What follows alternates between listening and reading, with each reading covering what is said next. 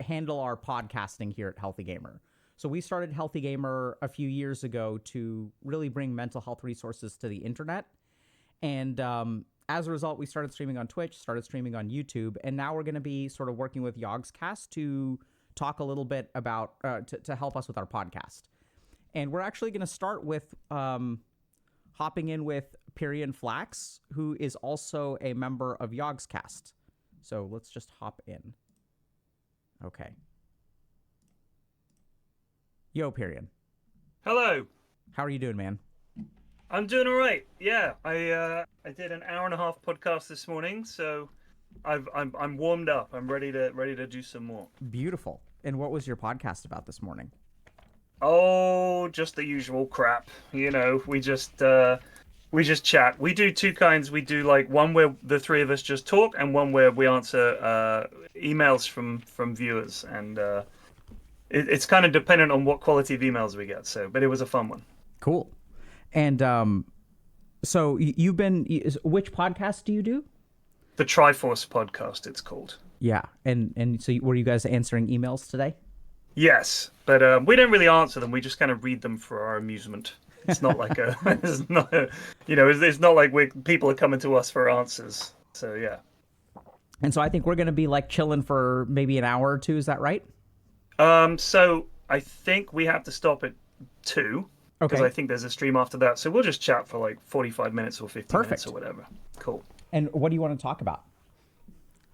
Whatever you want. I mean, I wrote a list of all the things that I'm suffering from that maybe you can help me with. Okay. You want to hear the list? Sure, let's hear it.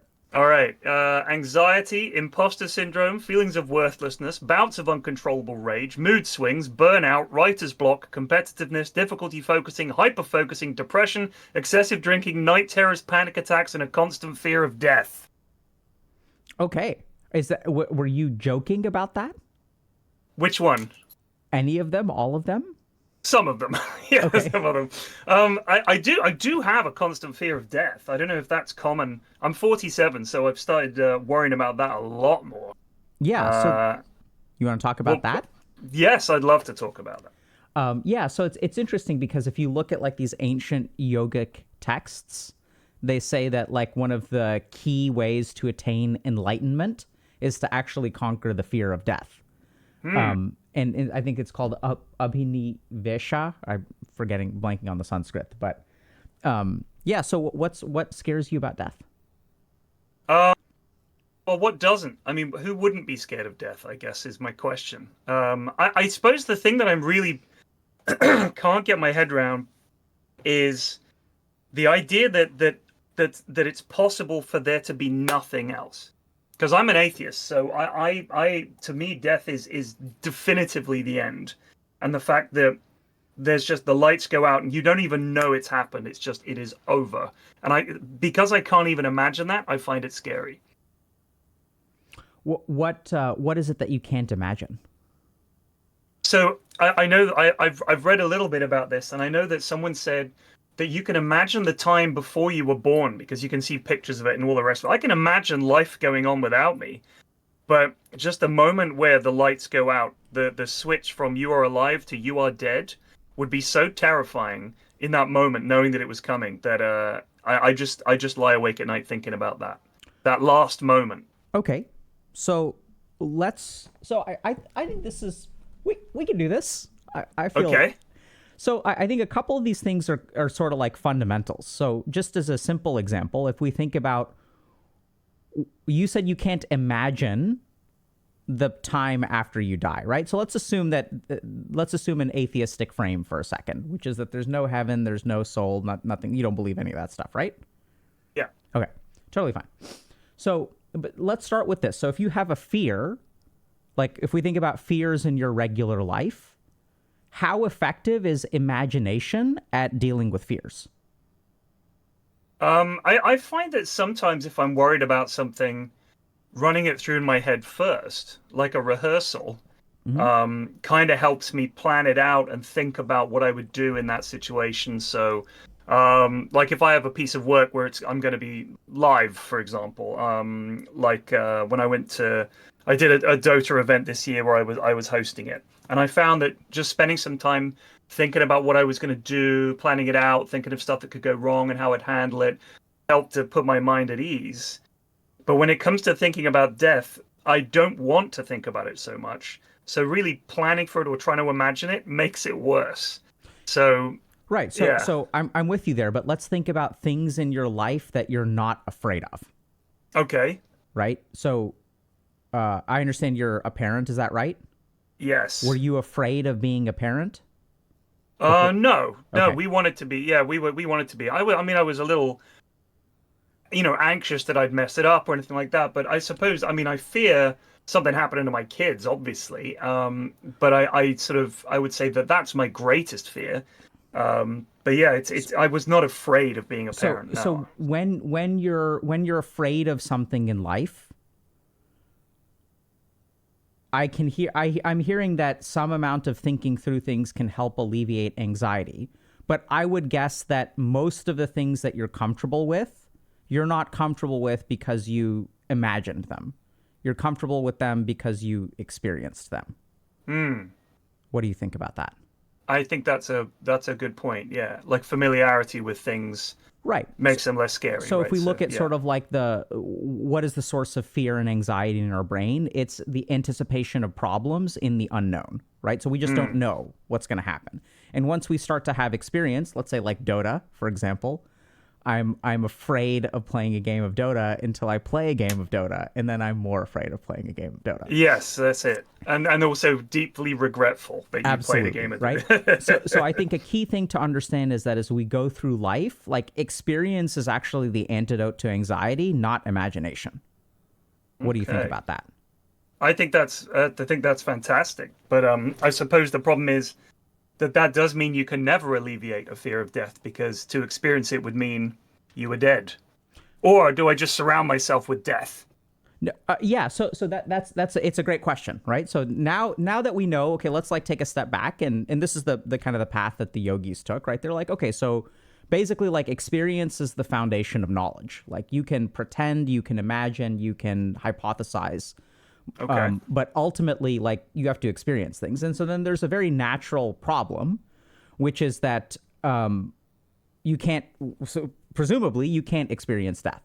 So there are a couple of things that are pretty interesting. One is that we have actually very good scientific accounts of people who have died, and even their perceptions of death during brain death.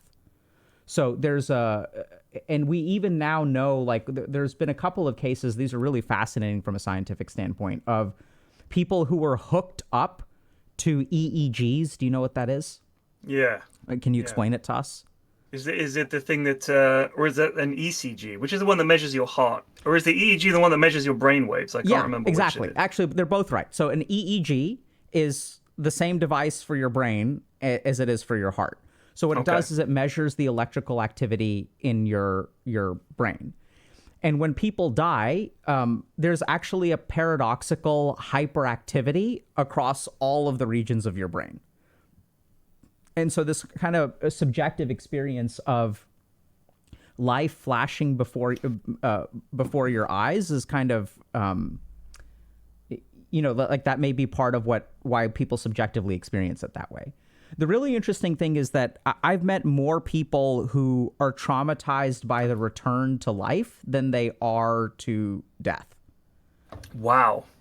Eh, What, so people who were dead and then they revived them, Yeah. and that was traumatizing. There's like, I don't know if you've heard of this like light at the end of the tunnel business and like this Yeah, yeah, sense yeah. of peace and whatever.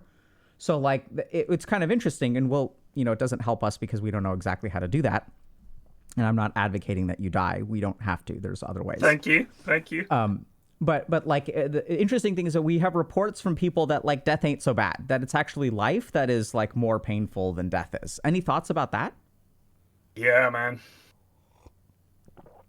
Depends on the day of the week and what's happening, but yeah, I can feel that. It's interesting. It's still, I'll try not to think about it too much. Is that still a reasonable approach? Just don't think about it, or is that just burying the problem? I think it's a reasonable approach, although I don't think it's going to solve your problem. Okay. So maybe death ain't so bad. Is a. I'll would you mind if I like read some stuff about this for my own sake and maybe did some stuff like that afterwards? Yeah, of course. Okay. All right. Cool. Do you want to Thank talk you. about something else, Uh, or you want to keep talking about this? No, I don't want to talk about death anymore. Okay. That's okay. All right, so I'm sure this is a very common thing that you get asked because you deal with people that do what I do for a living and all the rest of it. And you've dealt with much, much, much like bigger streamers and stuff. So for them, it must be even more intense.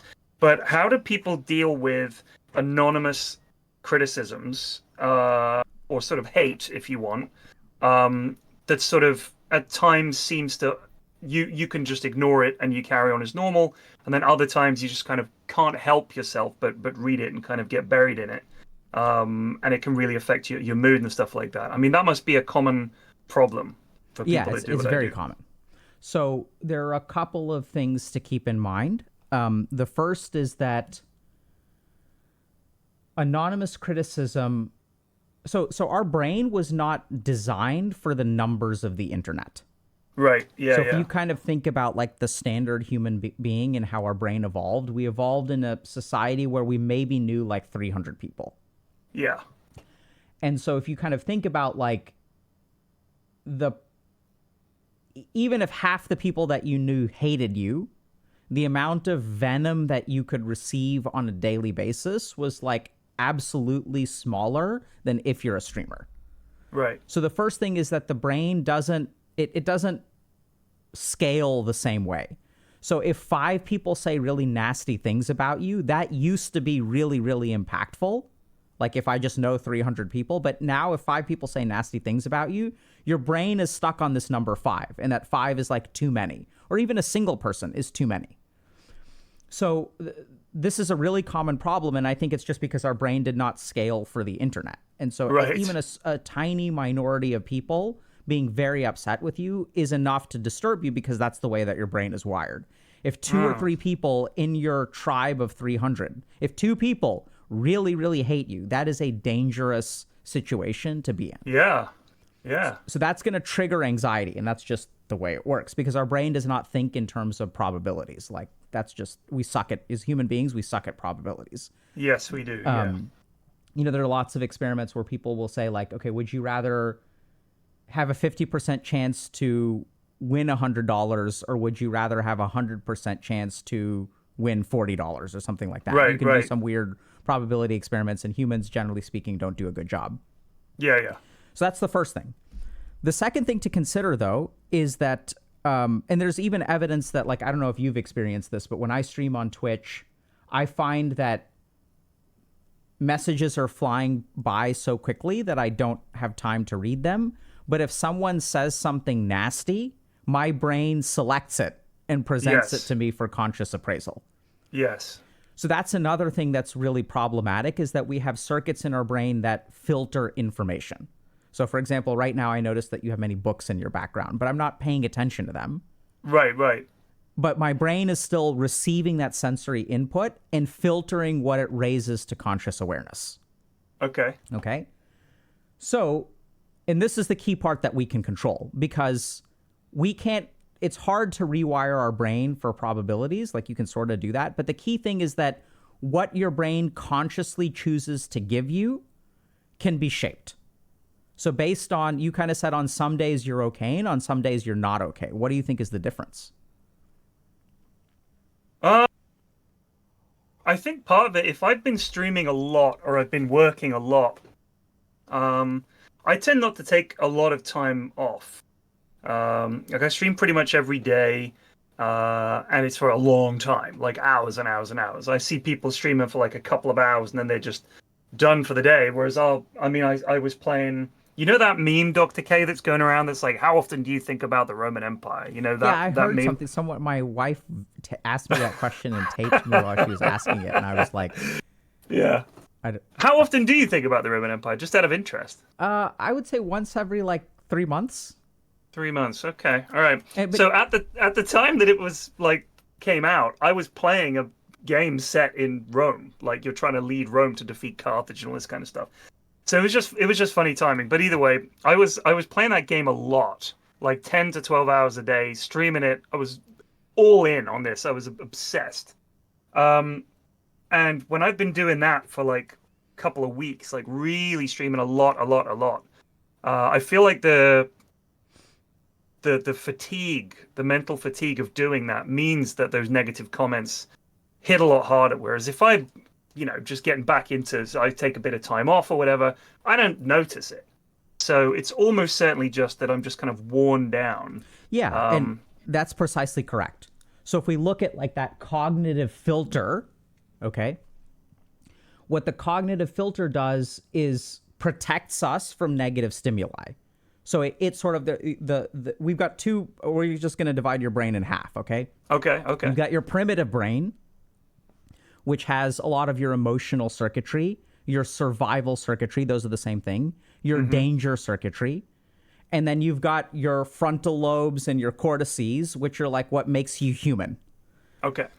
And over time, what tends to happen is as we get fatigued, the human parts of our brain shut off. And the more primitive parts of our brain are like unchecked, right? So if I'm playing my 8th game of Dota in a row, I'm going to start flaming people because that impulsive animal part of me like lets loose. And we sort of see this in cases of dementia as well. So like as people develop dementia, the higher order functions of their brain and their cortices start to shut off. And so people will become paranoid. They'll become very fearful. And that's because these deep parts of their brain that generate the fear signal are no longer balanced by our cortices. And fatigue does the same thing. Because does that mean then that the animal part of our brain is just always ticking away? But what makes us human is not that we've just sort of our brains have evolved so they're all better. Some of it is still the stuff that we had in us from all our evolution through being more animalistic. We've now arrived at this point. So as we get tired, why are those bits shutting down first? Are they more expensive in terms of like energy usage or what? They're more expensive in terms of energy usage, yes. But the bigger thing is that if you shut one down, if you shut off your cortices and you have your survival centers intact, you are more likely to survive than if you shut down your survival centers and are like a philosopher of the Roman Empire. Right, okay. Right? So like literally it's because one is worth more in terms of survival than the other. Oh, interesting. And if you sort of think about like, let's say like you're watching a horror film, right? Or your mid is feeding, let's say. Okay. And then like I don't just play Dota. Like I just play Dota, so that and you've got a TI thing, and that's how I know you. Okay. So, So anyway, if you kind of like look at a horror film, like if you sort of think about the times in your life when you're really in danger, the human parts of your brain actually like stop working, and that's part of what we want. Like if I'm walking through the forest and I see a tiger, I don't want to be like start thinking about the nuance and the philosophy and like, whether the tiger is like, whether the tiger has a soul or doesn't have a soul. Like it's time to act, and you want to act in a very primitive and survival kind of way. And as we get fatigued, like our human functions kind of shut down, and that amygdala is left unchecked. Wow. All right. So I got another question for you then, because I find that when I play most games, I'm generally, if anyone in my chat is watching, they might disagree, but I'm generally pretty chill. I really do think compared to when I play Dota for sure. But there's something about Dota. Is there an element where when I'm playing a video game like Dota, which you think this is high level brain stuff, I feel like I'm so focused on some inane task like last hitting a creep or, something like that my personality regresses to a fairly, at times, unpleasant and grouchy person because I'm so focused on Dota. And that could be my first game of the day, and I'm fresh as a daisy. But if certain things go wrong, I get unreasonably angry. Yeah, so I think it's not. I think your answer's in what you just said. So what makes you unreasonably angry? Is it playing Dota, or is it some things in Dota going wrong? It's generally my teammates in Dota, which is obviously I can't control what they do. I am terrible at Dota compared to a lot of the people that I play with. I'm sure I'm just as frustrating. I know I shouldn't get angry with some of the terrible players I play with, but sometimes it's just like, how can you be that bad that you just have to press one button and they just can't do it, and it's kind of frustrating. But Yeah, I know that's not who I am. That's not related to Dota. So if you look at the number one source of suffering in the world, it is thwarted expectations. Gosh, I thought you were going to say my Dota games. Nope. Whew, that was close call. Yeah, so if you look at like, people like the Buddha, they kind of notice that, okay, where does unhappiness comes from? Like unhappiness comes from having an expectation and Right. having people not live up to expectations. Okay. And that's true of like pro players as well. And so even when I work with like pro players, like a big part of it is like, let's try to understand what our expectations are. And the more that you can manage, and I don't mean just lower, I mean really understand how expectation forms in your mind, because an expectation is an entitlement to a future that you don't actually have, right? Because you expect it.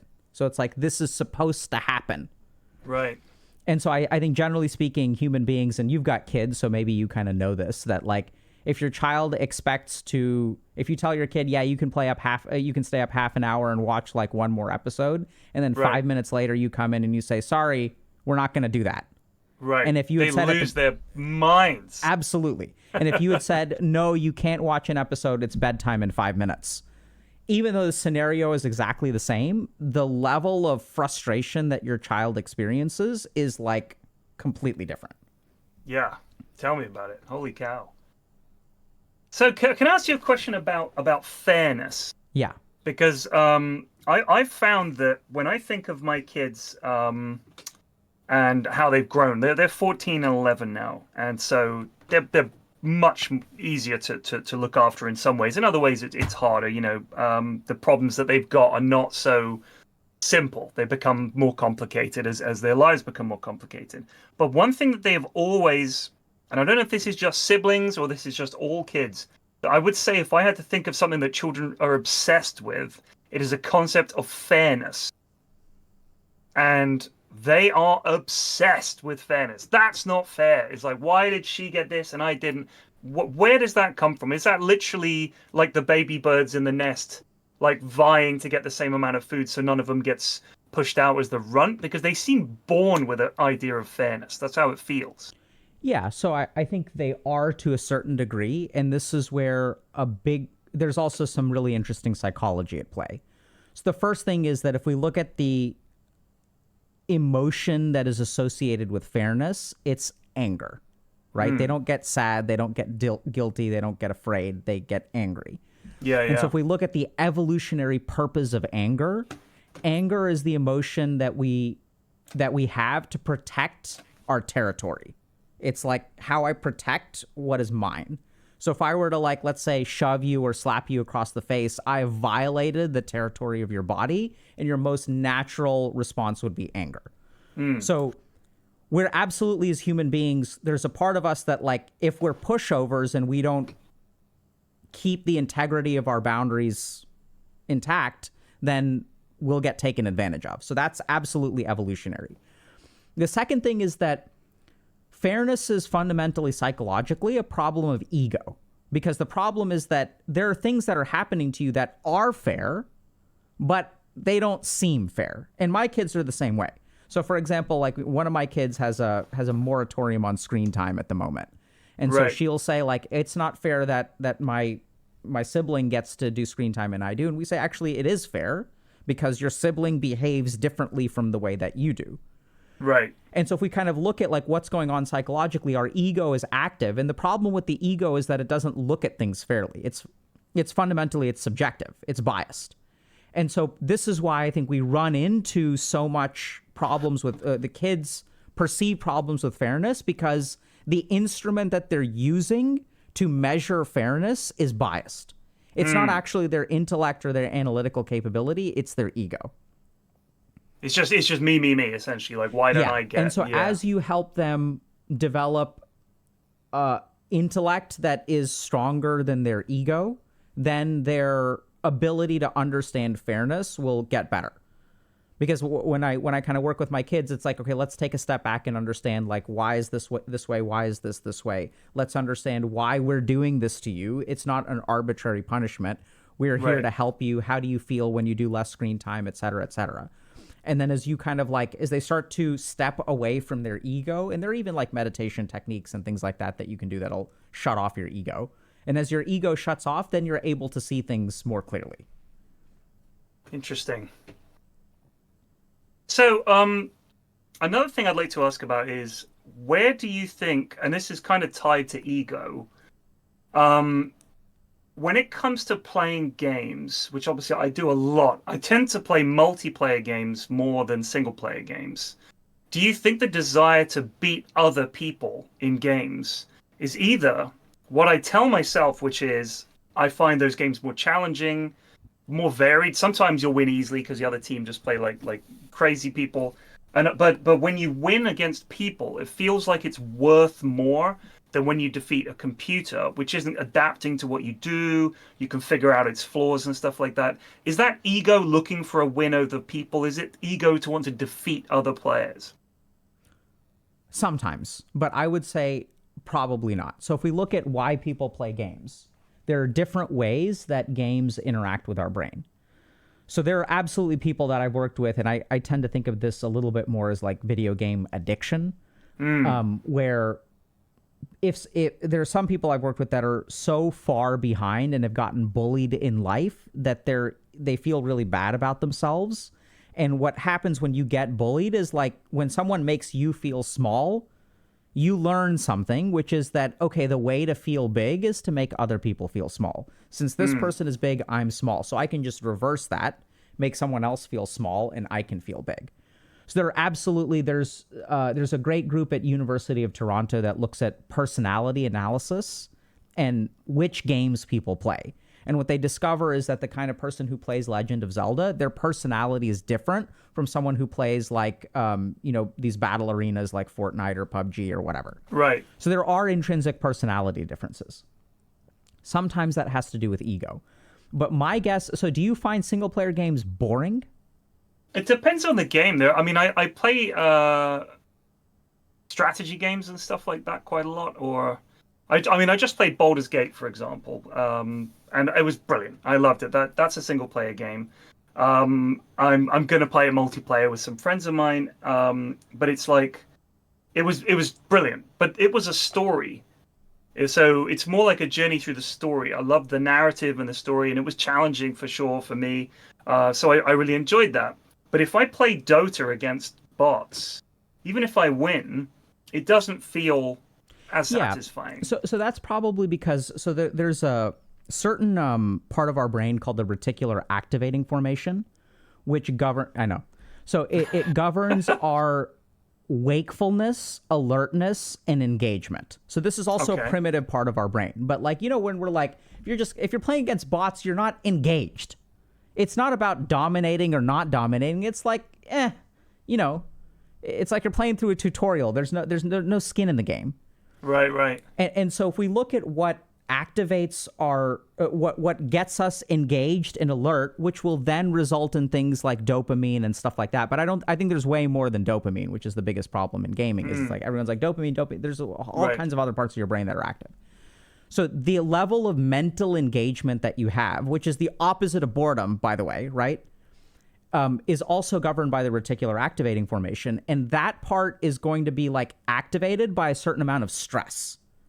So if things are too easy, then they're boring. And the way to actually get more engaged is to increase your stress level. And so one thing that happens when human beings compete against other human beings is your stress level physiologically goes up because you can't take it for granted. It's not like a walk in the park. Right. And so once your stress level goes up, which is what happens in PvP games, you get more stressed. And then once your stress level goes up, your engagement goes up, your mind is more attuned to the game, you stop getting distracted, your enjoyment increases, your dopamine increases. And even if we look at the single player games, we have to get engaged with them. So sometimes single player games engage us because they're stressful, like if BG3, if you're playing on, tactician versus whatever, and there's a hard battle. The other way that we get engaged is with story, right? So we activate our emotions, we get caught up in narrative, but that's why I'm kind of pointing to the RAF, because that's the place where narrative and competitiveness They will both activate the reticular activating formation, which is ultimately what creates our engagement with the game. Wow. So when you talk to pro players and stuff, this is something I've heard a lot from like I'm into football, like soccer, and one of the things you hear from retired pros is they talk about how, I guess this is true of most sportsmen actually, is that for them the fear of losing was much greater than the satisfaction that they get from winning. That the pain of losing is so miserable, and when they win, it's just like, oh, thank God! Like it's just a relief. Is that a common thing in esports players as well, where they're just so desperate to not lose? That's the feeling they're chasing. Well, I can attest to this. So it is absolutely true for some players who win a lot. I'm not going to name names, or it's their place to say, but I think that there are definitely some players that used to lose quite a bit, and they hate it so much that it inspires them to work hard. Now, in my experience, that is not the best variable that correlates with winning. So I think that if you really look at the best Dota you can play, or any other game, you have to really enter a flow state. So if we look at the science of performance, it's entering a flow state. And entering a flow state, you can't have any thoughts that are not related to the game at hand. You can't think about, oh, I hate losing, I don't want to lose this game, or we're going to win, we're definitely going to win, this game is easy. You can't have any meta level thoughts. You have to just be playing the game, and to be playing the game kind of mindlessly, not thinking about winning, not thinking about losing. You can try to win and try not to lose. So like squeezing a win out of a loss, absolutely. But you really have to be 100% focused in the game. Yeah. I think the fear of losing is a very, very good motivator that helps people stay consistent with their practice between games. The problem is that the fear of losing, if you don't control it and you don't learn the right skills, which I think the people who end up winning tend to like figure this out kind of on their own, or they work with someone who teaches them these skills. It can lead to a lot of things like disappointment, expectation, toxicity. So those feelings can be a very powerful motivating tool, but if you're not in control of them, like if you fear losing and then your teammate makes a mistake, like you make mistakes, your teammate makes mistakes, and that turns into blame, even if it's deserved, that's not healthy for your team over the course of time. So this is where I'd say that like having faith in your teammates, even loving your teammates, having a bond with your teammates is a really important piece of that puzzle. Interesting. Going back to what you were saying, obviously you've got kids, so you're I would assume far better equipped to manage the relationships and the difficulties that they're going to have as they're growing up, because you're already describing quite a positive way of explaining fairness and stuff like that. Did you think it was going to be easier than it was because of your training? Or has it proven to be easier than you thought it would be? Or has it proven to be harder than you thought it would be? So I think it's a very common thought that if you are professionally trained in human behavior, like if you're a therapist or psychiatrist, raising kids is easy. I'm not so sure. So it's very, like, I've seen a lot of kids in my office as patients who had psychologists, therapists, or psychiatrists as parents.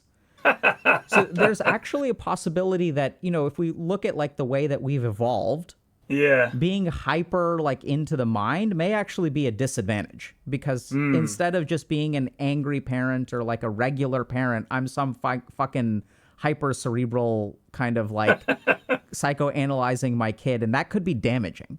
Right. So I try really hard to not be a psychiatrist with my kids, and like people are maybe surprised by like my behavior with my kids because I'm just a parent. So right. I actually like very intentionally will try to lose my patience with them at times if that's really authentically what I'm feeling. So I don't know. The short answer is I don't know whether it's better or worse. I think I would actually attribute my spiritual training to being like a better advantage for my kids than um, my medical training. So like teaching my kids to meditate and then like helping them understand like, okay, like you expect, like, so I had a kid, one of my kids went to a birthday party and she was disappointed because her two friends there were playing with other people. Oh man, yeah, that's a tough one. And so she said I want to go, and then like I think if I was a regular parent I would have said, well, let's stay and let's work through this, but I understood exactly what was going on and I was like, okay, if you want to go, like, let's go. Right. And then we talked about it and I was amazed that she like understood the three principles that I explained to her. One thing I said is that, okay, so look at where you were sitting and where were your friends sitting, and there were basically two people sitting between you and your friends. So in that situation, you've got two options. You can move close to your friends, and then they'll play with you, or what you can do is make new friends with the people who are sitting next to you. Yeah. And so I don't know if I'm a better parent or worse parent because of it. I think we're gonna have to wait about 10, 15 years and see what state my kids are in. But don't you also find it to be? I know this sounds sick, but I'm kind of interested to see what my kids are going to be like when they're older, even if I've been a dreadful parent somehow and they're like, oh, you messed us up when you would play Dota in the evenings or whatever. Like, I don't know what effect really I've had on my kids. I like to think they're pretty awesome, but I am kind of also curious to see what are they going to turn out like. Like, I don't want to race there because I'm really enjoying them at the moment, but I know that when they're older, they're going to want to have less to do with me because, I don't call my mum every day or whatever. But I'm also really fascinated to see what they're going to be like. But it's also, I feel like when they leave home, it's almost going to feel like I've lost them. Like I've stopped having my kids and now they're just some adults that I know. That's how I feel. And it feels like kind of tragic to me. Oh yeah. I mean, I think it sounds like that. I think that's normal. I mean, what's the, I don't know. Other people don't seem to think about it. I just worry about it a lot. I mean, my kids aren't even about to leave home, but I'm just like, oh shit, they could be leaving home in 10 years, and I just kind of worry about it. Yeah. So what is the consequence of them leaving home?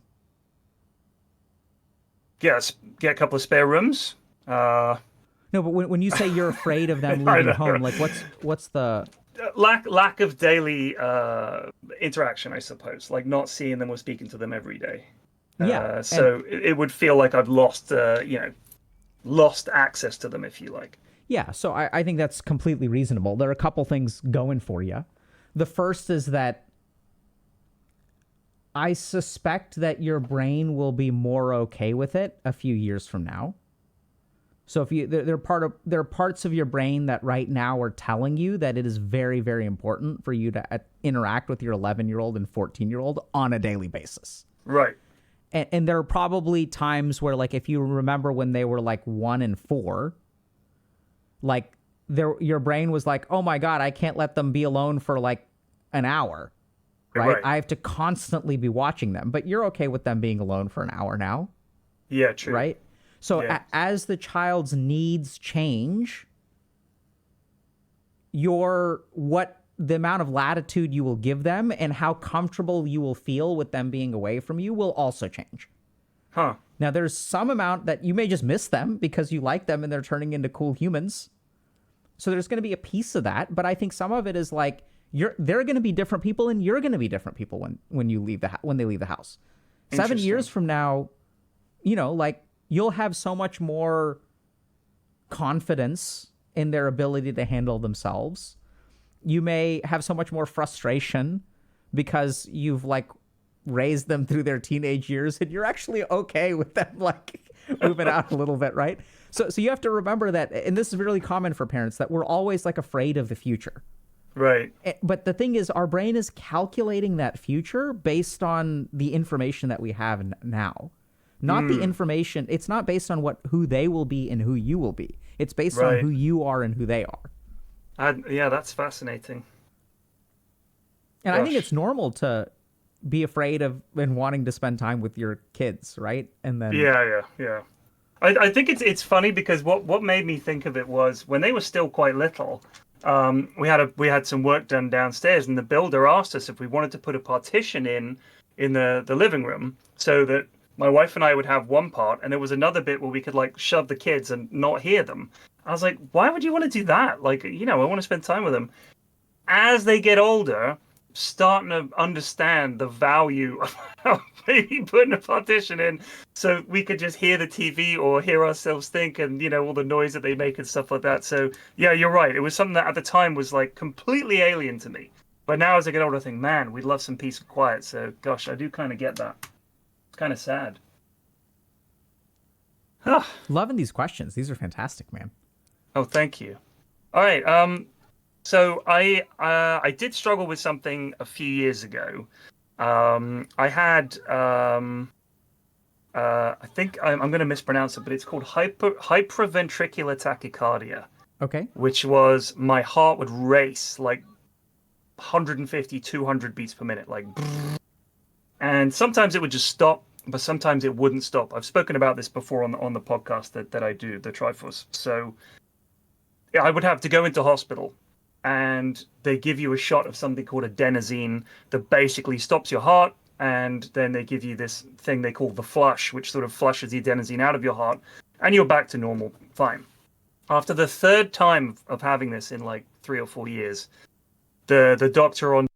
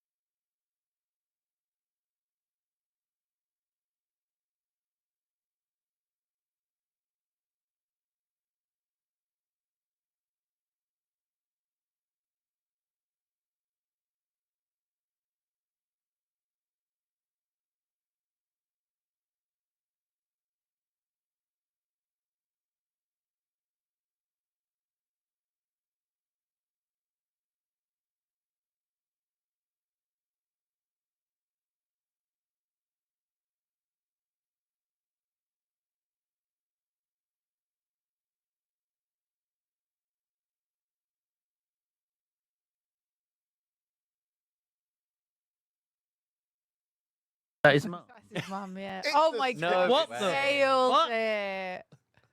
Right, you can tell me where this fucking goes. So, as I watch my own image in the mirror, it transforms to the image of Barbara Windsor, What the Danny fuck? Dyer's mother from EastEnders. Right, that's it. Maybe. It was Barbara Windsor's Yeah. ashes in Right, that right, urn. right, Is she right. even dead? I don't know. I don't know. In this fictional world, Yeah. does she speak? Okay, one sec. I think I'll have to tell TJ. Oh, there we go. We're back. Okay, sorry. So yeah, I had the hyperventricular tachycardia attack. So I'd go in, I'd have the adenosine, and then I had the operation called an ablation where they fixed it, and that was fine. It was mildly traumatic, but it was fine.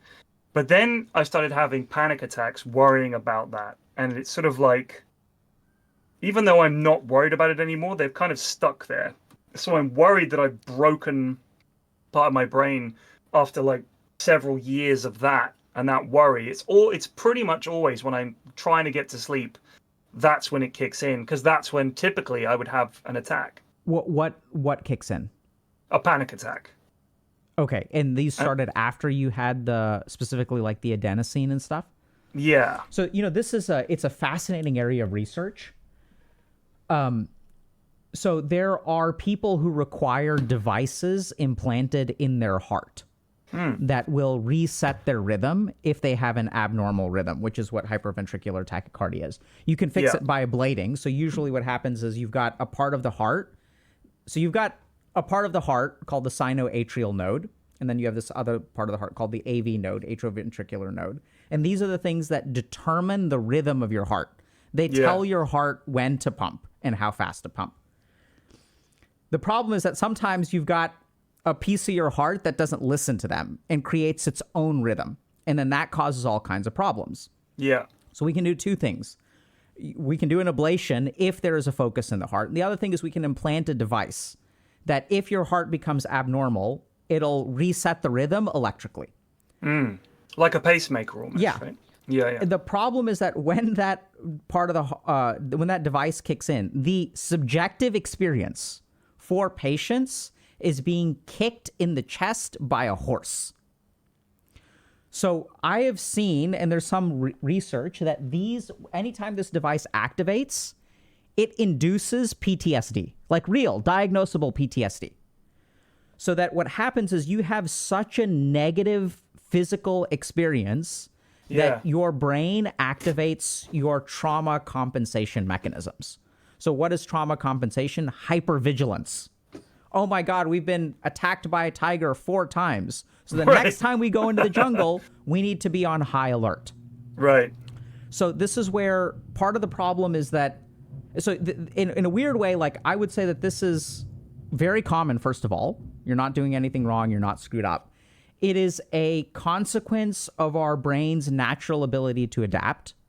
And this is a case where I would even go as far as to say that even though you're suffering from this is not a part of your brain that's broken. In fact, it's the exact opposite. It is a part of your brain that is it's not just brain, your whole body is working exactly the way that it's supposed to, which is that it's supposed to help you adapt.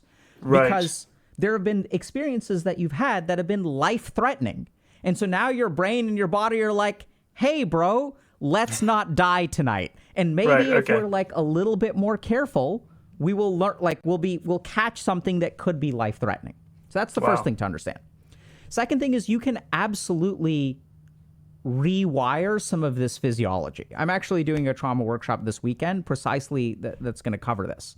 Is that there are certain changes to your physiology which will induce panic. So what we also don't oftentimes get is that panic is not mental. It's physiologic. So when adrenaline and cortisol, norepinephrine, like when some of these things start flooding in our body, they will change the way that we think. They will change the way that we breathe. And there are absolutely techniques that you can do to kind of recalibrate those. Simple things are like meditation. But what we really want to do is increase something in your body called heart rate variability. So if we kind of look at your heart, it can go high, it can go low. Your heart has the capacity to adapt. So if you look at professional athletes, their heart rate variability is very high. Their baseline heart rate is really low. And then when they exercise, their heart rate can increase a ton. If you look at someone who's a degenerate gamer, their heart rate variability is lower because their baseline heart rate is high and they don't have a whole lot of like movement. So if you kind of look at it, your physiology is inflexible. It's kind of like you can't stretch it. And so what we actually want to do is, when it's kind of locked in and you have a low HRV, what that means is that you're prone to things like anxiety and panic and stuff like that, because that's the heart rate at which panic and anxiety and stuff sort of exist. Okay. So the interesting thing is that if you can increase that physiology of stretch, if you can sort of like learn to calm down your nervous system, which is the other way to do it, because right now your nervous system is wired in kind of a high alert state. So as you kind of rewire it to be in a more normal state, that hopefully will improve.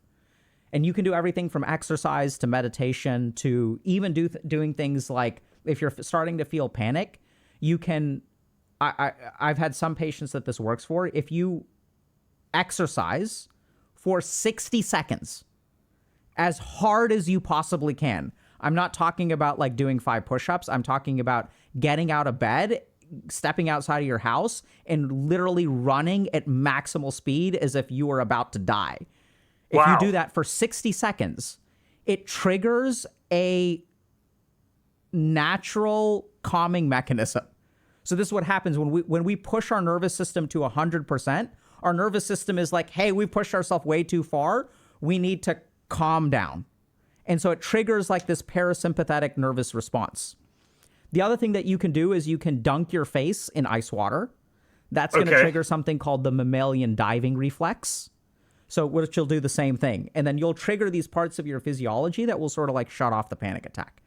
So when we have people who are like acutely suicidal and like really want to hurt themselves or even engaging in self-injurious behavior, if we can get them to dunk their face in ice water, then we can avoid restraints, injections, all that kind of stuff. So there's Wow. like parts of your physiology that you can kind of trigger that may be able to help. Wow, that's gonna drive my wife crazy. Jump and run down the street, chucking cold water on myself. All right, well, that's interesting. I have been recommended both more exercise and meditation, so Yeah, I think maybe those are- that's something I should those finally are way get around safer. to. Those are better, yeah. Oh wow, this has been fantastic. I Yeah, really, likewise. really enjoyed talking with you, dude. It's fascinating.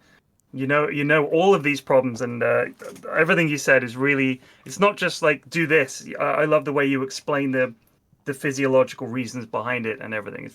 That was really something. Thank you so much. Yeah, likewise. And love everything that you do, Pyrian. Are you going to be at TI this year? Do you know? No comment. We don't know. There's no talent announcements yet. I don't know yet, so Okay. we'll have to wait and see. Okay, cool. Well, Yeah. I hope things work out for you there. But thank you so much for coming on, and I'm love to be partnered with Yogscast. Fantastic. Yeah, it's great. It's a great podcast. I love it. I want to listen to other people's therapy sessions now as well. I'm looking forward to that. Well, we don't do therapy on stream, but Not by all therapy, means. sorry. Sessions. We'll just call them sessions. Yeah. Yeah. Okay. Well, I did find this very therapeutic, so thank you very Good. much. And I'm glad. We'll talk again soon, huh? Take care, man. Bye. All right. Thanks. Bye-bye.